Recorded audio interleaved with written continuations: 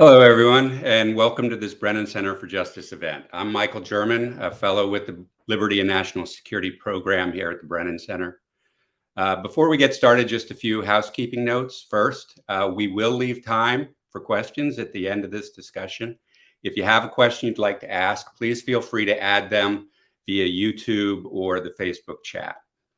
Second, civility is very important to all of us here at the Brennan Center, and anyone posting rude or intemperate language in our message streams here on YouTube and Facebook will be removed from the conversation.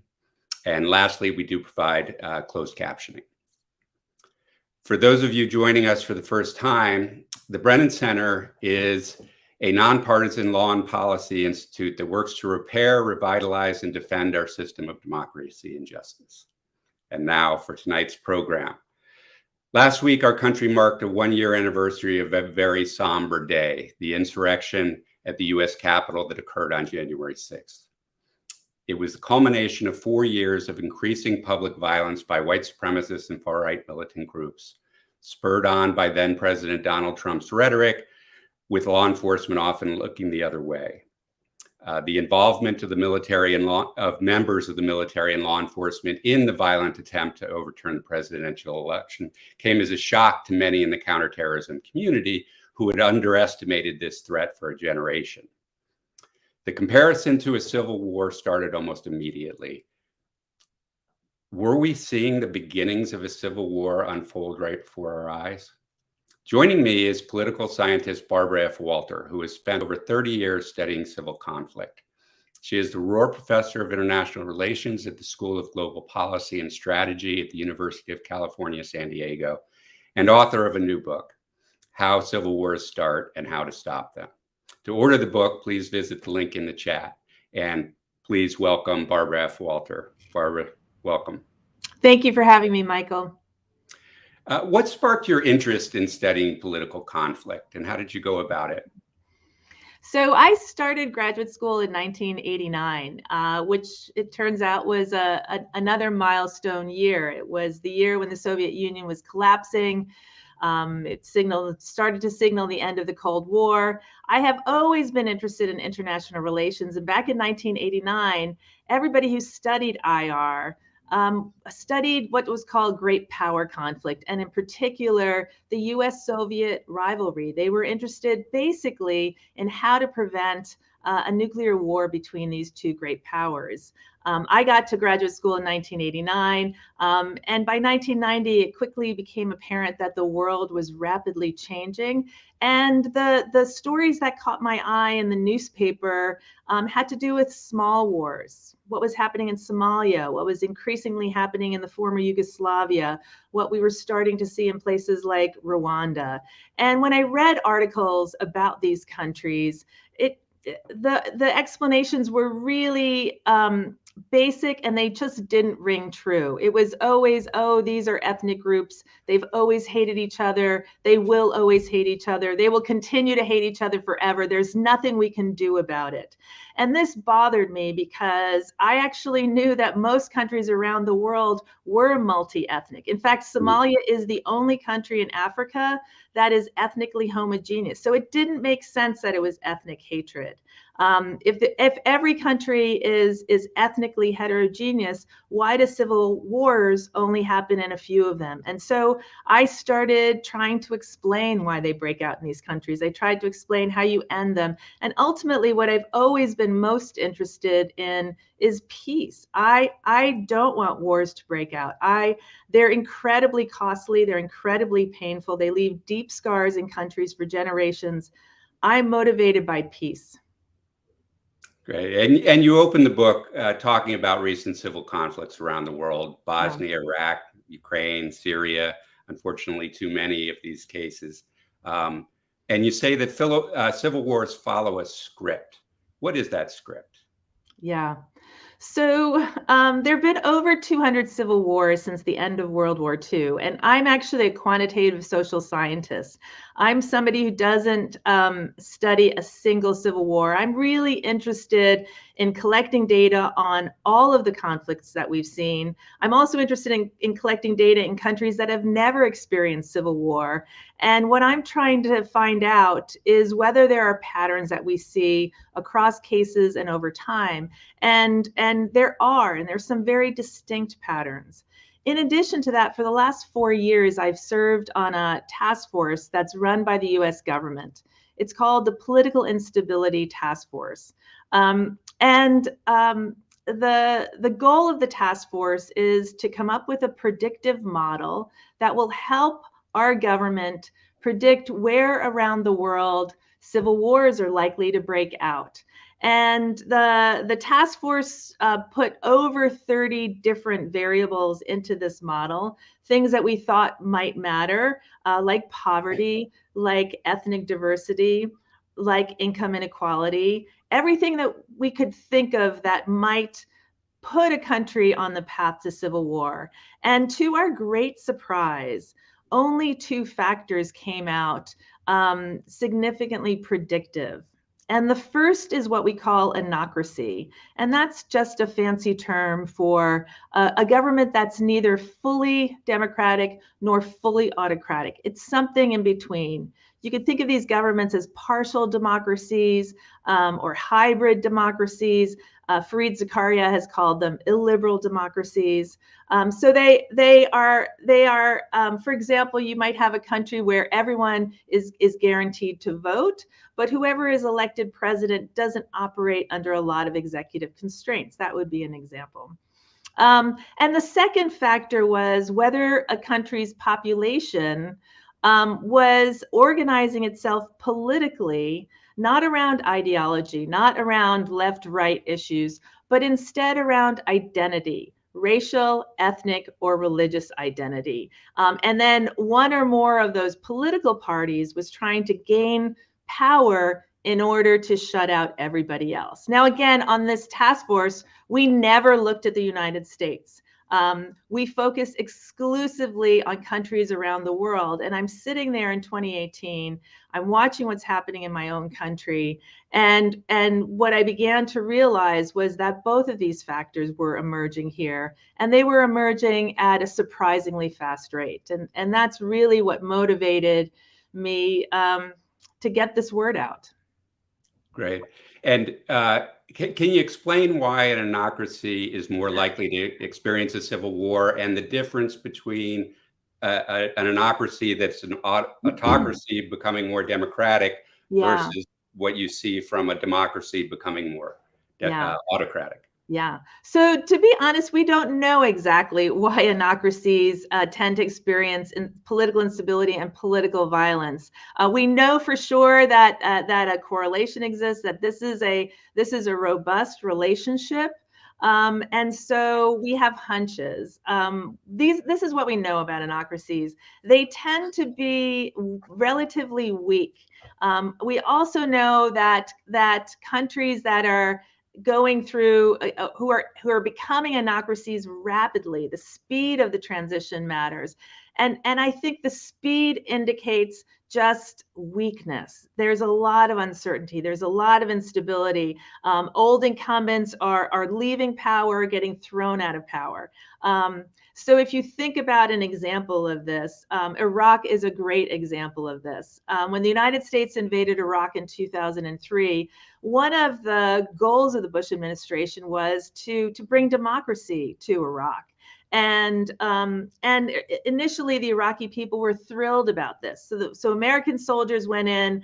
Saddam Hussein fled the government, and very quickly, the United States tried to implement a fully democratic government. But what it did is it disbanded the bureaucracy.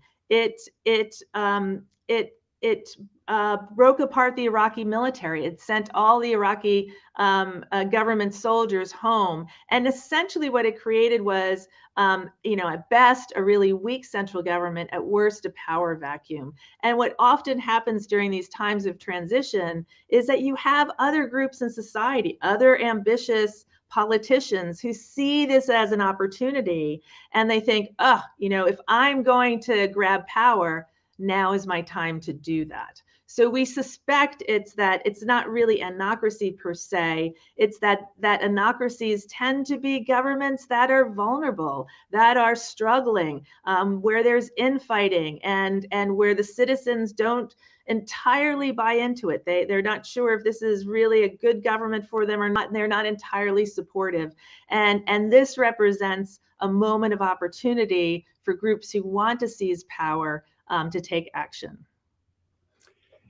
And one of the things that I thought about in looking at the model, and some of this comes from my experience studying terrorism and how the terms are used, that the models tend to be very state-centric, right? That we're looking at violence against the state as what we're trying to prevent, rather than looking at the violence wholesale. And certainly, this framing of dictatorships as more stable doesn't mean there's less violence in a dictatorship. Often the dictatorship is extremely violent against its own population. So, especially, the idea that our foreign intelligence agencies are using these models, you can maybe understand why they would be inclined to want to protect a dictatorship to maintain the stability necessary for commerce, but whether that's actually stable in a way that is beneficial for humankind or for the people who live in that country is another example. A challenge. Again, it's always, well, again, when we look at the cases historically, we actually have a good idea who tends to start these conflicts. And it's not who most people think. Most people think it's the poorest groups in society, or it's it's immigrant groups, or it's the most oppressed or discriminated groups. And on some level that makes sense, because they have a motive to rebel. They're treated really poorly, and yet they don't. Generally, they don't have the power to be able to organize and get a rebellion off the ground. The groups that tend to start these conflicts are the groups that had once been dominant and are either losing power or have recently lost it. So if you think, for example, in the Philippines, there's been a decades-long war between the Moros, the Muslims in the south of Philippines, and the government. And their reason they're doing it is because they had once essentially been independent. They had once been a majority in that region, and they had once been able to determine the political rules, the cultural practices. They dominated economically. And then they became part of the Philippines, and the government began incentivizing Catholics to move south. And today, Catholics are the majority in most of the regions in Mindanao, and the Muslims, or at least extreme elements of the Muslim community, have organized to fight that. And you see that again and again. You could argue that the Palestinians in Israel are another example, the Catholics in Northern Ireland, the Assamese in India. So this is part of a larger pattern that people who are seeing their political, economic, cultural status declining tend to feel deep resentment at this loss of status, and they tend to be the most motivated to shift to violent means to maintain control. And that's a great segue to what I think is on the mind of the audience, that RSVP'd in record numbers for a Brennan Center event. So thank you all for being here. But we will cut to the chase and talk about, do you believe there's a chance that the United States of America can descend into a civil war? Yes, I do. And I'll actually back that up with facts. If the task force was looking at the United States, if it was allowed to do that, it would have put it on a watch list for political instability and political violence, because it had, until the end of 2020, both of these factors. We know that countries that have these two factors, anocracy and what we call ethnic factionalism, the breaking down of the polity into these ethnic, religious, or racial political parties, We know that countries that have those two features are at about a 4% annual risk of civil war. Now, that seems small, but it's not. If a country that has those two features doesn't reform its democracy, if its parties continue to be these engage in fierce identity politics, then after 30 years, that country will have over 100% chance of instability and violence. It's like smoking. If I started to smoke this year, my risk of dying of lung cancer this year would be quite small. But if I continued to smoke for the next 30, 40, 50 years, my risk of dying of lung cancer would end up being quite high. And one of the models that you use in the book and reference quite a bit in the book is the polity score. Can you explain what the polity score is and how it relates, where the United States would fall in that model? Yeah. So there's 4 big data sets that smart researchers around the world maintain. There's one done by the Swedish government called the Varieties of Democracy data set. There's one by Freedom House, which you often read about in the news. There's one by the Economist Intelligence Unit. And there's one by a nonprofit called the Center for Systemic Peace. And the Center for Systemic Peace, it's been collecting data on both autocratic governments and democratic governments for the longest period of time. Their data set goes back to the late 1700s. It assigns a score for every country in the world every single year. And it has a measure of democracy that's called polity. And it's a measure of where on the political spectrum a country's government lies in a given year. And it goes from -10, which is the most autocratic type of government. North Korea, Saudi Arabia, Bahrain are all -10s. Those are the most autocratic. And they're the only 3 that are -10. So it gives you a sense of how many gradations there are. It goes all the way up to +10. +10 is the most democratic type of government. These are fully liberal democracies. These are our dreamy democracies. This is Denmark, Switzerland, Canada. That's where you want to be. And the United States was there for many, many years.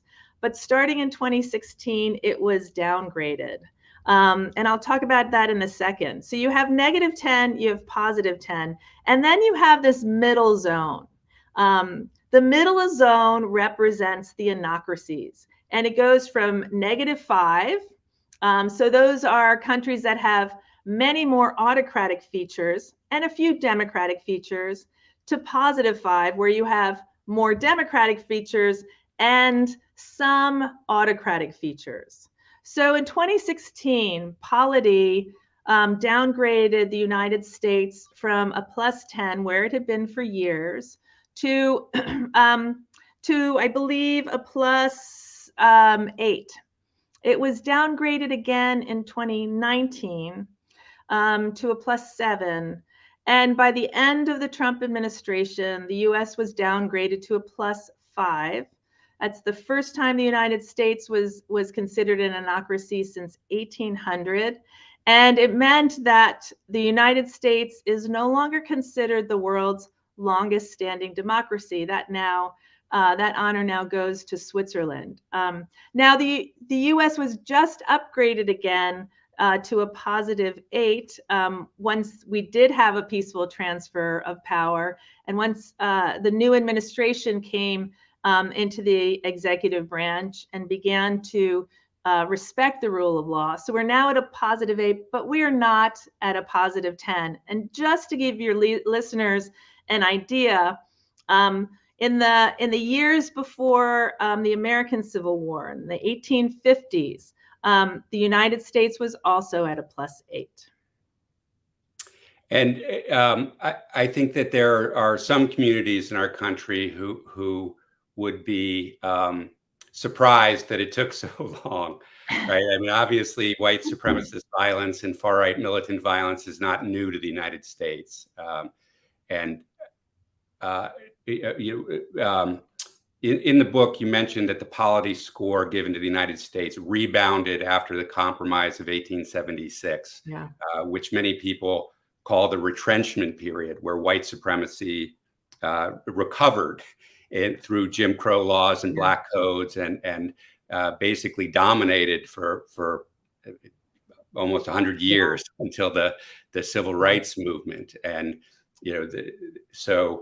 and again, I think this is part of my concern with these models being very state-centric, that we don't recognize that state violence is often hand in glove with racist or bias driven from ethnic and racial prejudice, and certainly has been in the United States up and through the Jim Crow era, and obviously beyond the civil rights movement.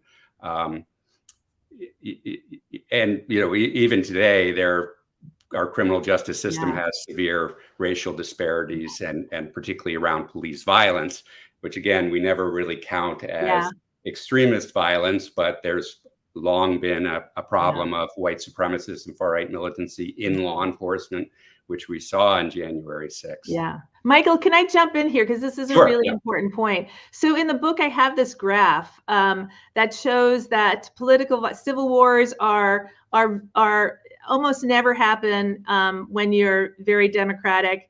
And they happen quite rarely when you're autocratic. And it's this sort of inverted U shape where all of the violence happens in the middle.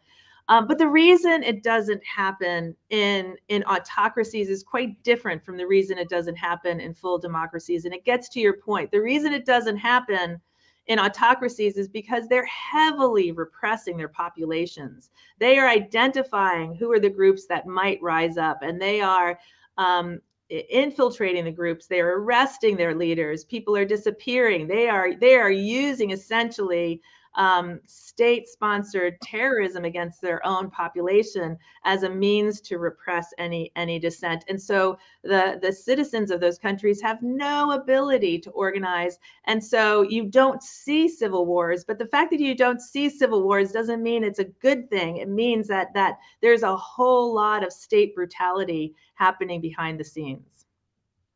And you mentioned that a political faction losing power is one of the indicators of a problem. And of course, we've had a recent debate in the United States about white privilege, and the current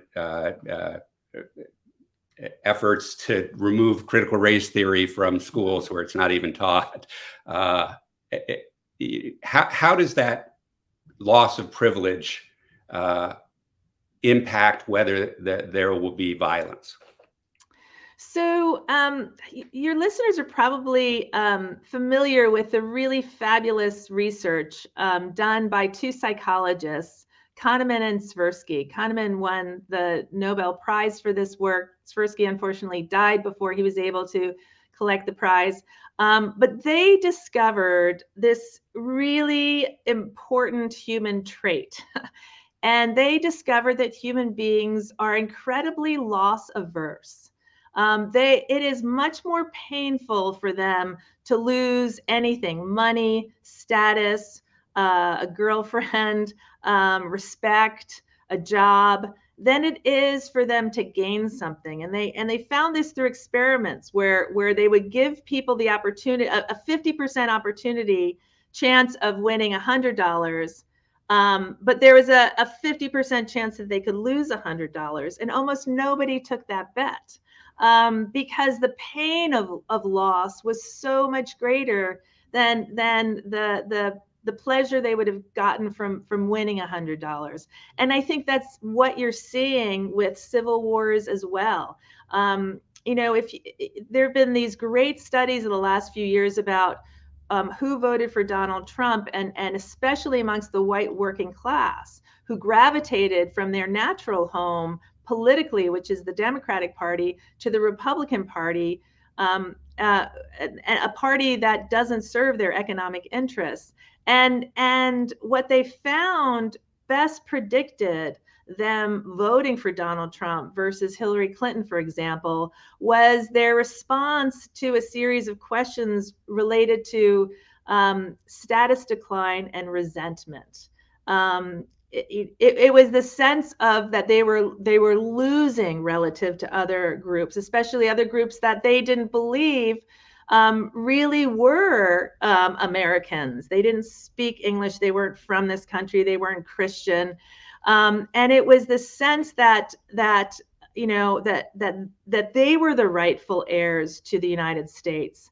And yet they were doing worse on a whole series of measures, you know, worse in terms of their quality of life, in terms of marriage prospects, in terms of owning a home, than non-whites. And this is what created this resentment and began to feed extreme groups on the far right.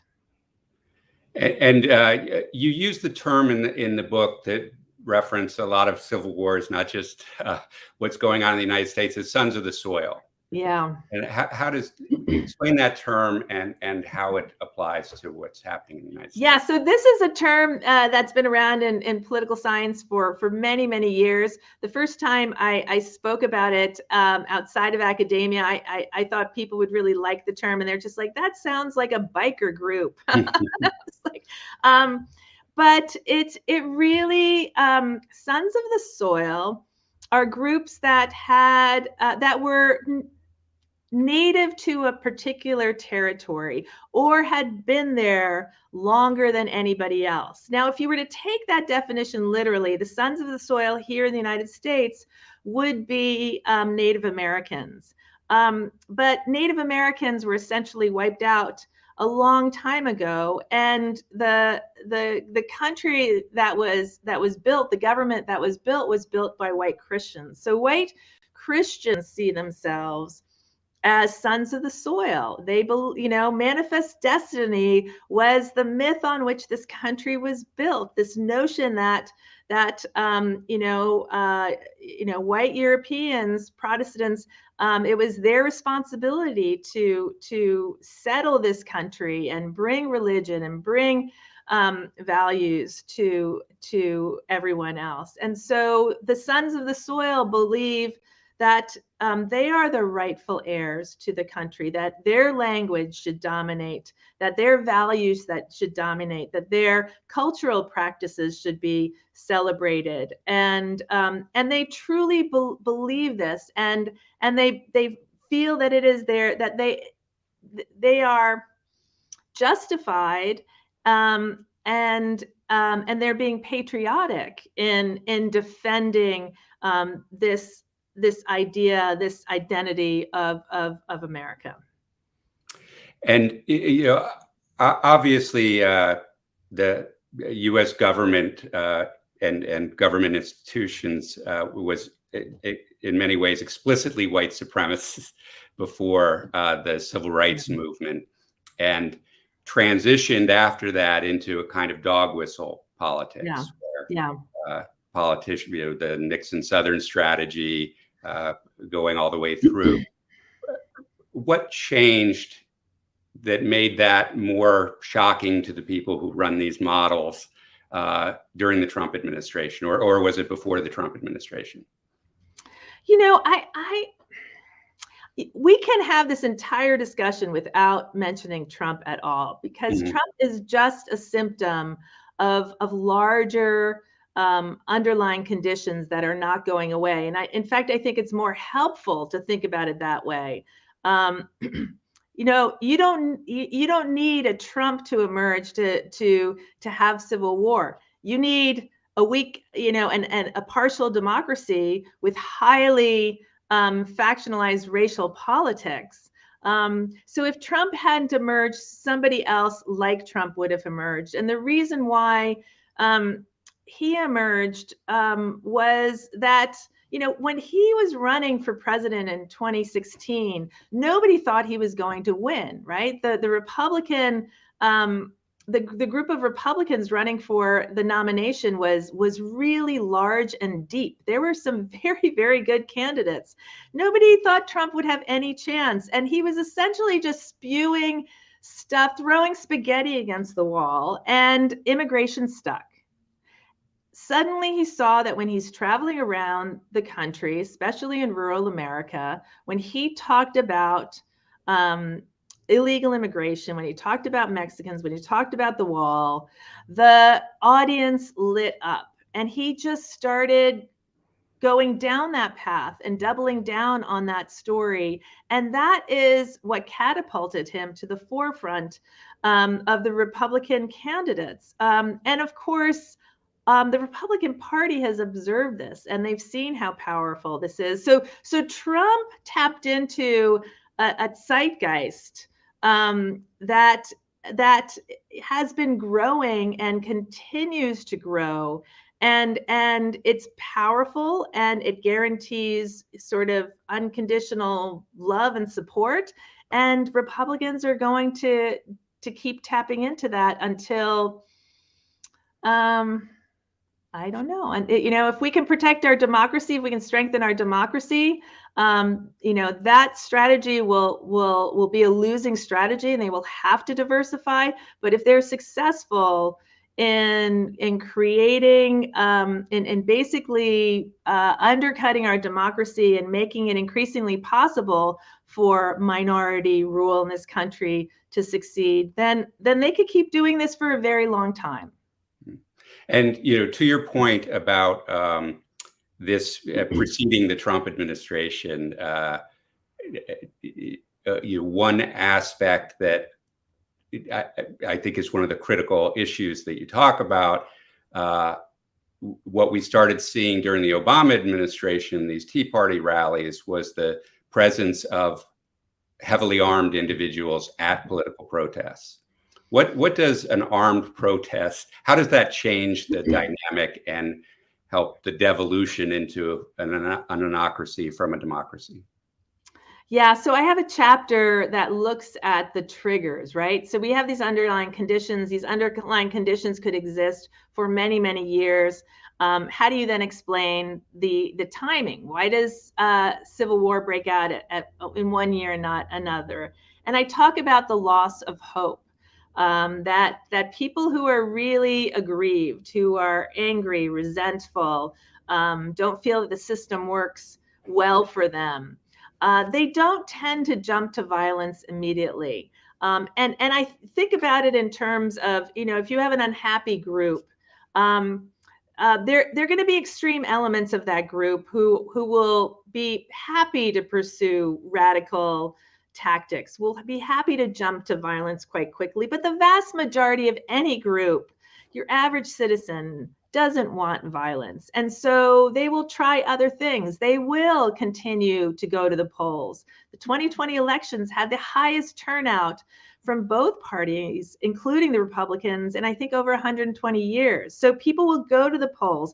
They will continue to work within the system until they see that the system no longer works for them. And so we have studies in political science that show that one of the events that tends to precede the outbreak of violence, or the shift from non-violent methods to violent methods, is a loss or a series of losses in competitive elections. So when it becomes absolutely clear that you don't have the votes to win, and then what happens is you have the more extreme elements continuously pushing their message that the system is rigged against you, the system is bad, you'll never get what you want that way. The only way you're going to succeed is through violence, and they will be successful in convincing at least some of those more moderate individuals to join them. And of course, the 2020 election was devastating to the Republicans. They had this massive turnout, and they still lost by almost 8 million votes. Right, and as you suggest, and I think it's true of other studies as well, that the loss at an election that one side disputes, where there are these underlying conditions, Yeah. It probably shouldn't have been surprising, at least to law enforcement and our intelligence agencies, that there would be violence, and there was violence in DC at these post-election rallies in November and December prior to January 5th, which highlights, I think, one of the dynamics that I'm most concerned about, which is, we saw how aggressive and violent the police response was to the Black Lives Matter protests, and yet we have seen at these far right rallies a lot of violence with very little policing up until and including the assault on the Capitol. Yeah. When they were actually fighting police with holding Blue Lives Matter flags. So, Mike, I'm going to say something provocative and counterintuitive. And this is unfair. This policy is unfair. But I actually think it probably has, it probably was a good thing that there was a very, very muted police response to January 6th. It probably has been a good thing that there's been a very muted response publicly. Behind the scenes, the FBI can go in and infiltrate all these groups. They should be doing that. But publicly, it's likely good that it's been a muted response to these militias going in open carry states. And the reason is because the second thing we know about triggers, the second thing that we know radicalizes average citizens quite rapidly, is when they perceive the government going after a group with excessive disproportionate force.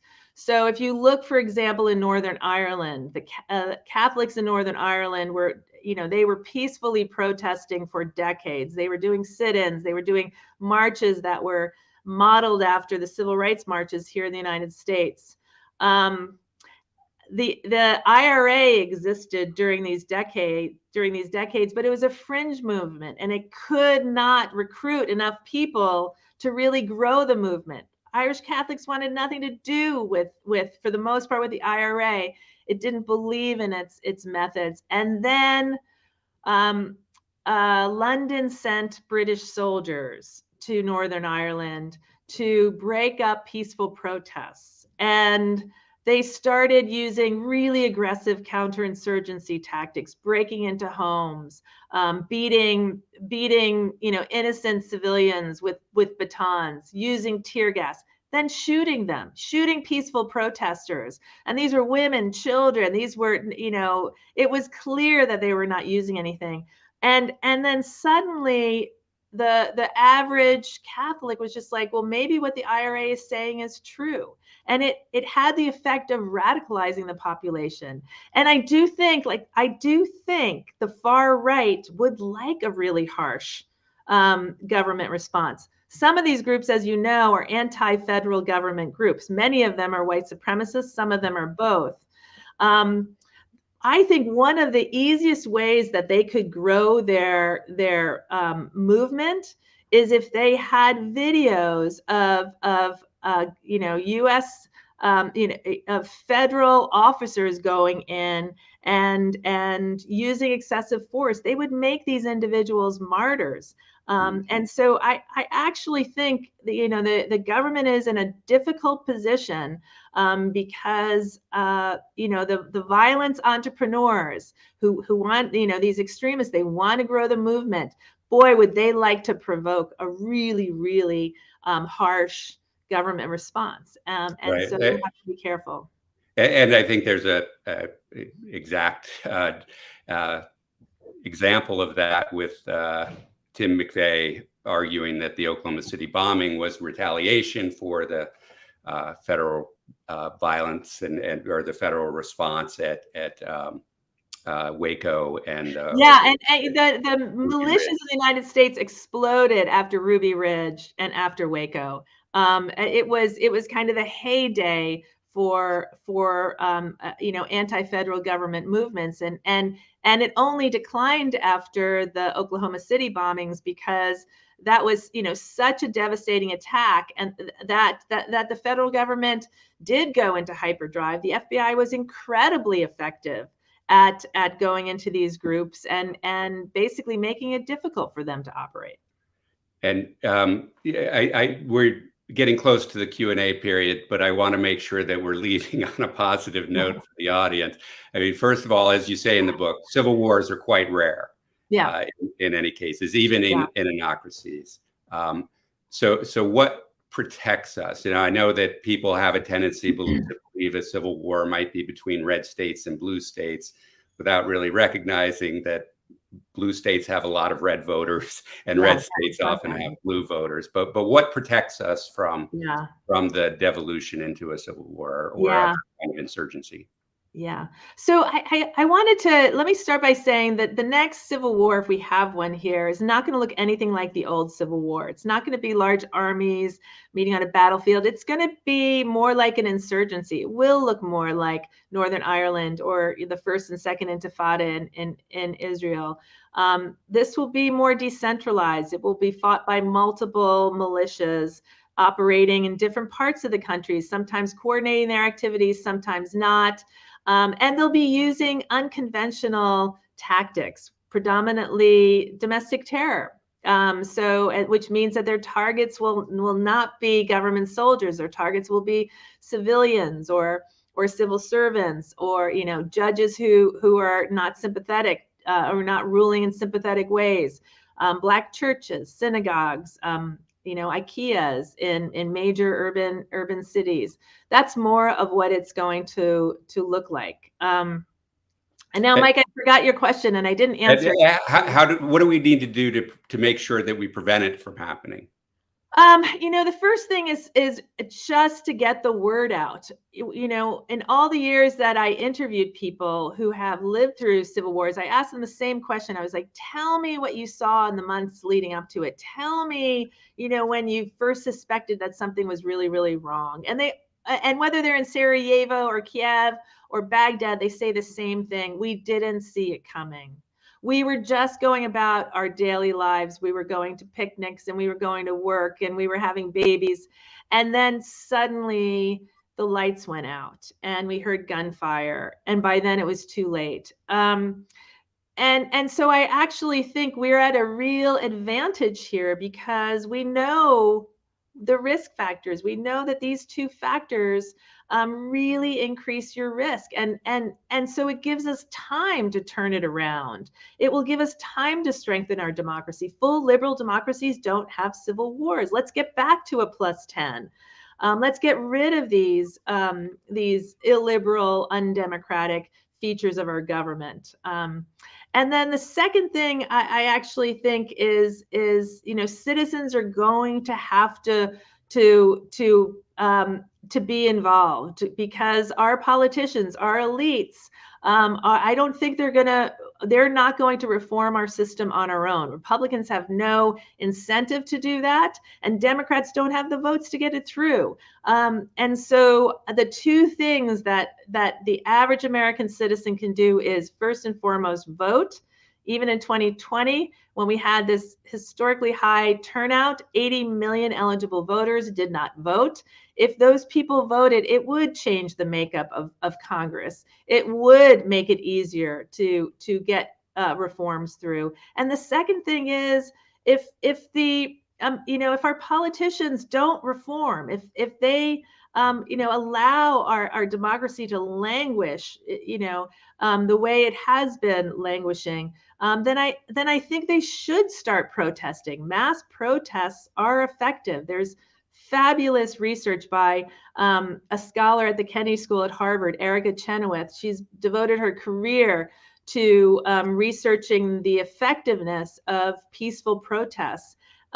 It's much more effective than people realize. And if hundreds of thousands of Americans, and that's just a small percentage of our population, if we protested in a consistent way and we insisted that our politicians had to reform our system, it would be hard for them to ignore.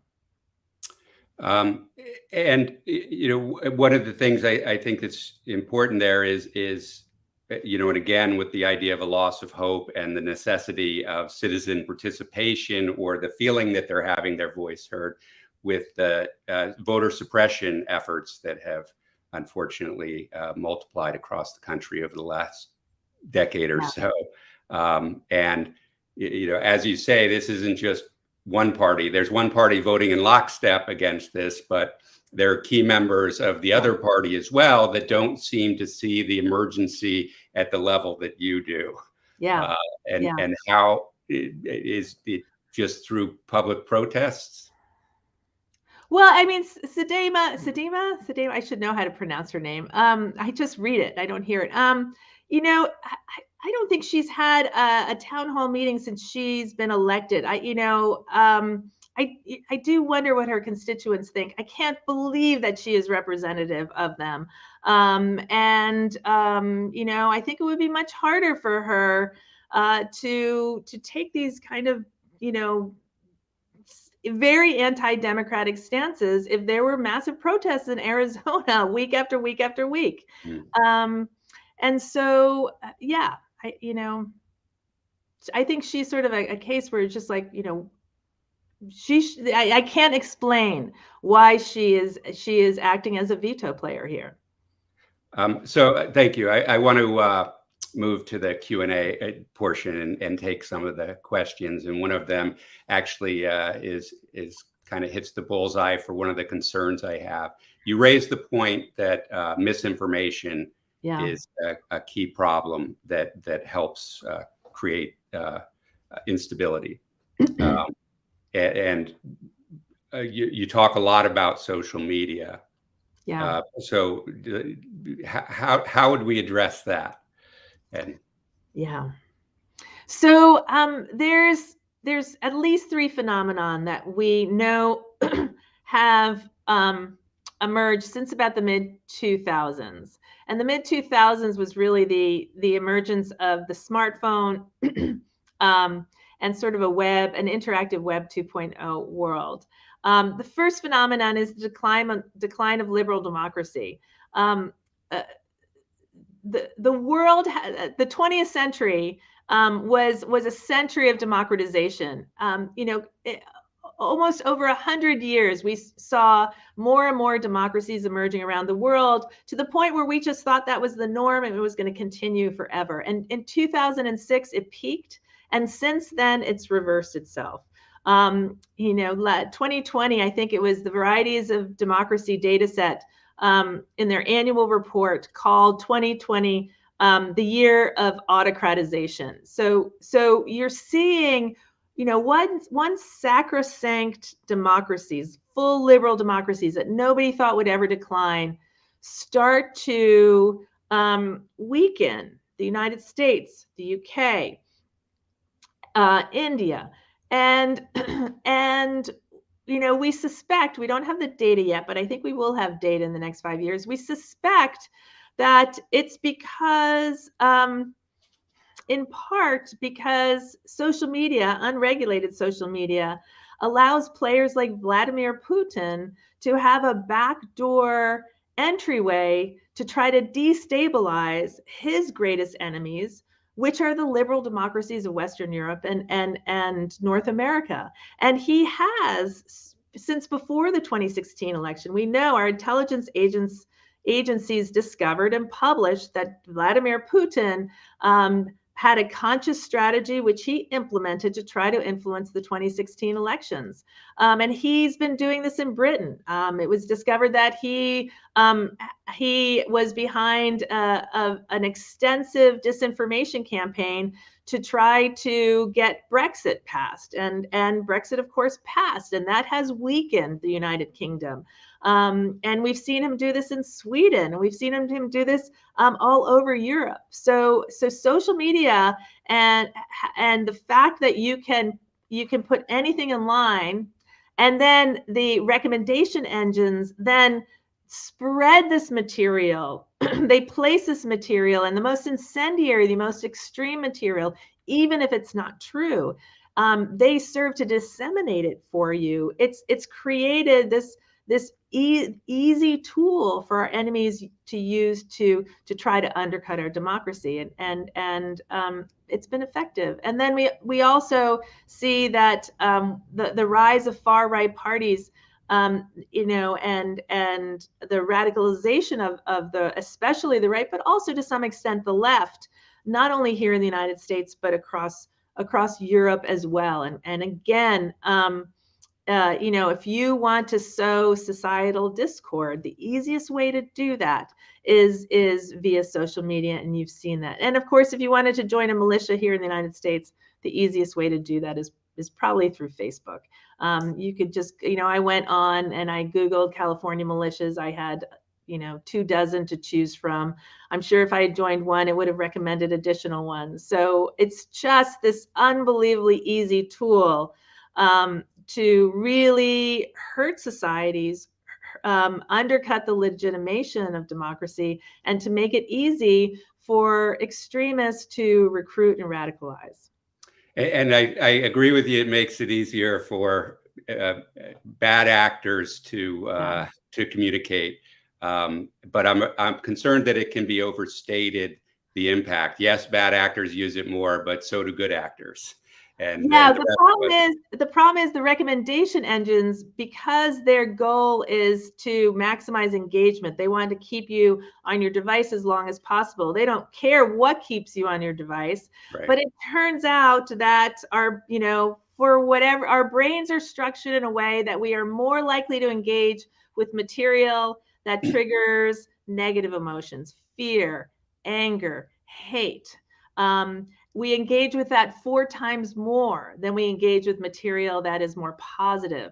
And so you could see how what people are getting then is an exaggerated amount of material that's very negative, and it's not being balanced out with the positive. Yeah. And, my other concern is, back when I was working undercover in these groups in the 1990s, for the most part, certainly at the FBI, we didn't have computers. But actually white supremacists did. They were on the internet by the 1980s and actually quite active on the internet in the 1990s. But more to my point, they had, the radio, shortwave radio, newsletters, they had a myriad communications. And obviously even before that, where when there are these shortwave radio broadcasts, law enforcement doesn't know who's listening to that. Yeah. Where what you have, the double-edged sword for social media is that it's a permanent record. Yeah. And as we're seeing with the charges that are being brought in the insurrection at the Capitol, social media is becoming the primary source of information. And even these platforms that the individuals might believe protect them, in Charlottesville, the civil case against the organizers was successful because the Discord chats leaked. Discord chats. I was going to ask you, is this true even on the encrypted sites like Parler? But it's true. Like, if individuals leak them, then it's out in the public realm. Yeah. Right. And, the Parler chats all leaked. So, these are not robust systems, and it leaves a permanent record. It's no longer a question of who was communicating with who or what they were saying. So, that double-edged sword, because my only concern is highlighting social media as the problem leads inexorably towards efforts to censor. And my stand on that is don't censor. Let everybody put whatever they want online. Just don't allow, recommendation engines, algorithms to be designed that then push the most damaging material out there. No, people can put whatever they want online, but don't then, exponentially increase the scale of and holding those platforms to account is part of our important mission of our government representatives to make sure that we know what these systems are doing. Another question is coming that I think is interesting. Are there geographical regions within the United States, based on your modeling, that would be more likely to engage in the kind of insurrectionist violence? And I know you talk in the book about some sort of nascent secessionist movements like in Texas and in California. So the model doesn't include, no, it didn't show it. Well, we don't look at the United States, so we didn't know. But I can tell you about a few political science studies that have recently been done that looks, well, we know that geographically concentrated ethnic groups are more likely to rebel. So if they are geographically concentrated, it's easier for them to organize. It's easier for them to evade detection and capture. But we also are starting to see that it also helps that if you're part of an ethnic group that exists along an international border and your ethnic group extends to the other side, that those ethnic groups are overrepresented in terms of the ones that rebel. And again, we don't know exactly why. We suspect there's a variety of reasons that if you're on an international border with sympathetic co-ethnics on the other side, if the government comes after you, you can simply slip across the border and evade that. You can have your compatriots on the other side of the border help supply you, or even send individuals over to help you fight. So there does seem to be some advantage. And of course, when you think about this country, we know that Canada also has far right groups, white supremacist groups who are sympathetic to some of the groups here in the United States, like the Proud Boys. And I haven't studied this directly, and I actually don't talk about this in the book. But it would be really interesting to look more carefully at what's happening in places like Michigan and northern Michigan. Are you seeing movement? We do know that individuals in some of these groups are going abroad for training, but they've been going to Ukraine.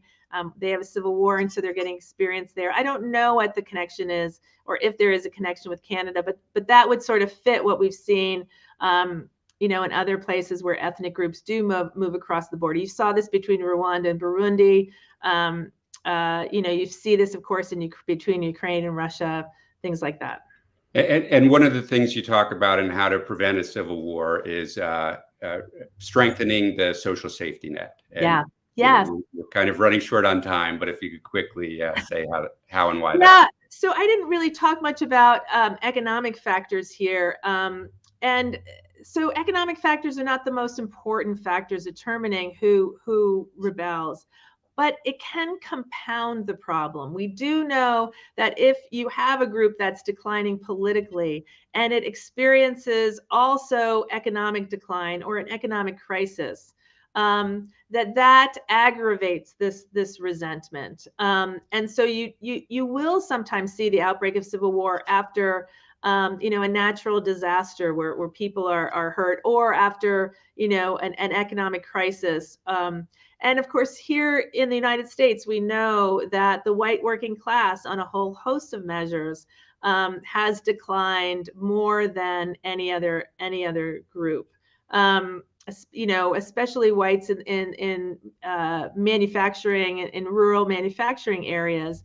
And the U.S. doesn't have a particularly strong safety net. And so they're experiencing high levels of addiction and suicide. And there's nothing to help them. They're seeing their kids go off to work and go off to war, come back and be unemployed. That there is a loss of hope there as a result of their economic decline. And again, if people feel like they're well taken care of, they don't tend to rebel. And we just have about 30 seconds, but if there's one thing you want viewers to walk away with, what would it be? Oh my gosh. It would be understand how power in the United States is distributed. If you don't understand how power is distributed, if you don't understand your own power, then there are going to be nefarious people out there who will take it away from you. And the book I would recommend is by a friend of mine, Eric Liu, Liu. He wrote this absolutely fabulous book called "You Are More Powerful Than You Think." Take your power back. Great. Thanks very much. And thanks for being here for this conversation. Really appreciate it. I wish you the best of luck with your book, another book that people should get, How Civil Wars Start and How to Stop Them. And thanks to the audience, number one, for the number of people who showed an interest and for all the questions. I'm sorry I couldn't get to very many of them. And thanks today to our partners in this production, NYU's John Bradamus Center. I'm Mike German. A quick note from the Brennan Center before we leave. To stay up to date on key issues impacting our democracy with weekly analysis and insight from Brennan Center experts, sign up for the briefing newsletter at thebrennanCenter.org/briefing. Next Thursday, January 19th, please tune in for the Fight to Vote with Brennan Center President Michael Waldman and NBC News Washington correspondent Yamiche El-Sindoor. And please be sure to register at thebrennanCenter.org/events. Thank you all for coming and for supporting the work of the Brennan Center for Justice.